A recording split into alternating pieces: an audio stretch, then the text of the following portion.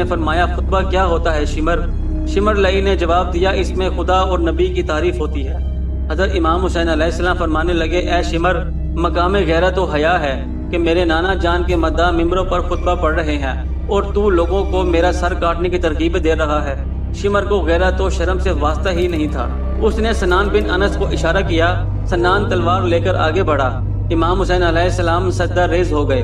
آپ نے فرمایا اے اللہ، میں نے تیرے نام پر اپنا سب کچھ قربان کر دیا، میں خوش ہوں کہ راہ حق میں سر دے رہا ہوں، تو اس سے میرے مرتے دم تک یہ التجا ہے کہ میرے نانا جان کی امت کو بخش دینا۔ ابھی امام حسین علیہ السلام کے ہونٹ ہل ہی رہے تھے کہ سنان بن انس نکی نے آپ کے سینے مبارک پر چڑھ کر آپ کا سر مبارک اتار لیا۔ آپ کی روح کلمہ پاک پڑھتی ہوئی جنت سدھار گئی۔